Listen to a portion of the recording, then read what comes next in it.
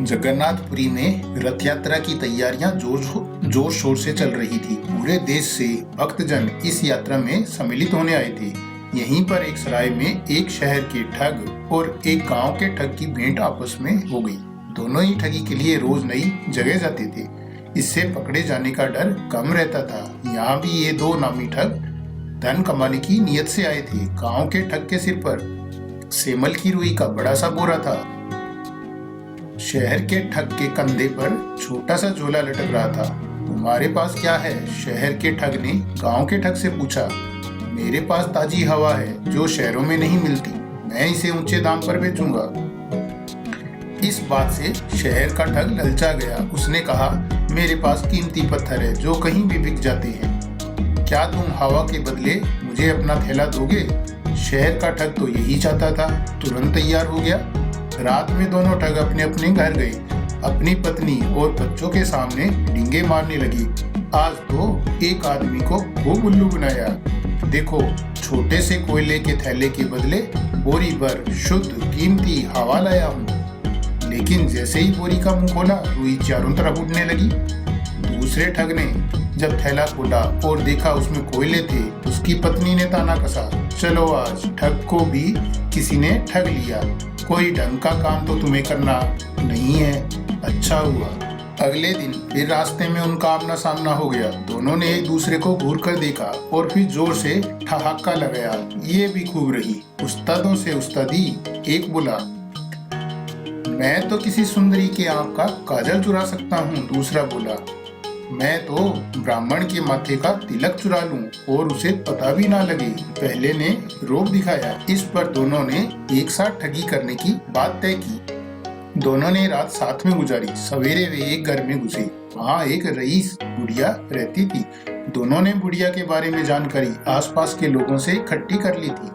वह बुढ़िया के पास गए, पैर छुए और बोले, वाह, हम तुम्हारे भतीजे हैं। तुम तो इतने दिनों से घर आई नहीं। अब मेरे लड़के की शादी में तुमको जरूर आना है। बुढ़िया ने अपने भतीजों को बचपन में देखा था, इसी से उन्हें पहचाना नहीं। बुढ़िया ने अपने परिवार का हालचाल पूछा, फिर अतिथियों को चांदी के बर्तनों में खाना परोसा। ये बर्तन बुढ़िया को शादी में मिले थे।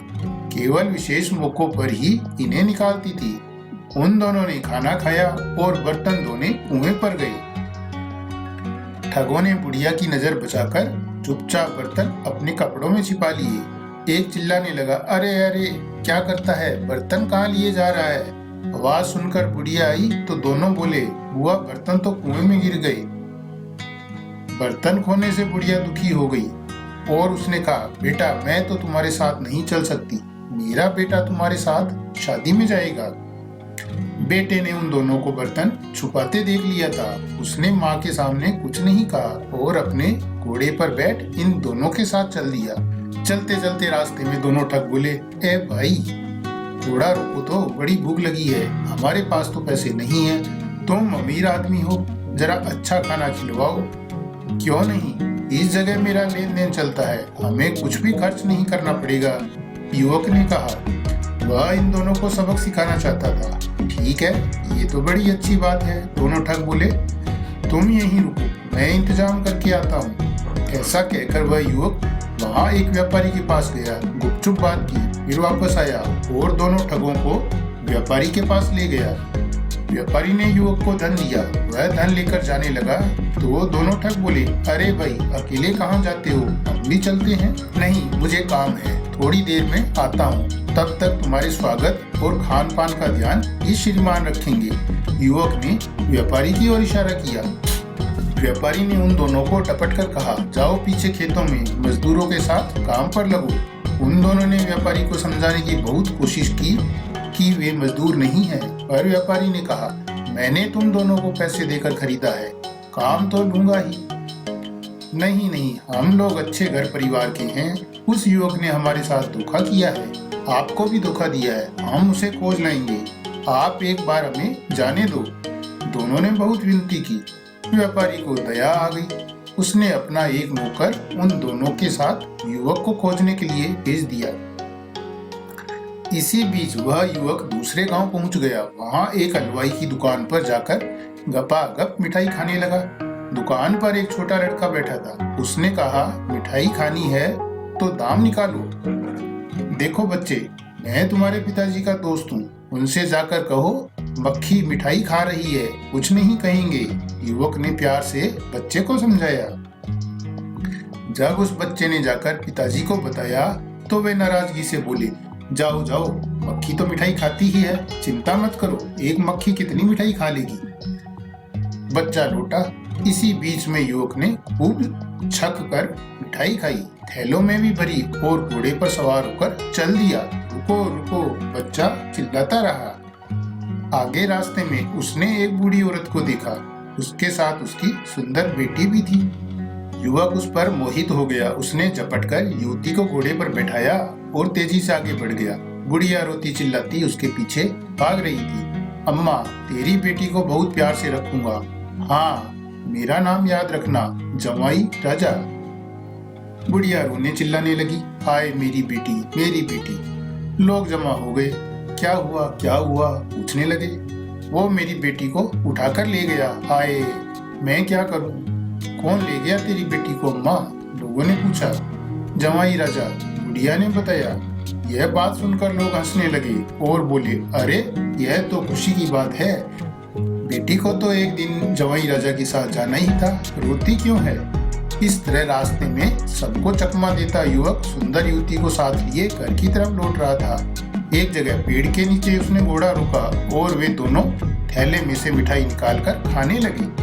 पास ही राजघराने का धोबी कपड़े सुखा रहा था। उसने कुछ मिठाई उसे भी दी और बताया, ये मामूली नहीं, दिव्य मिठाइयाँ हैं, वहाँ झील के उस पार पेड़ पर उगती है, जितनी चाहो तोड़ लो, खुद भी खाओ और बेचकर पैसे भी कमाओ।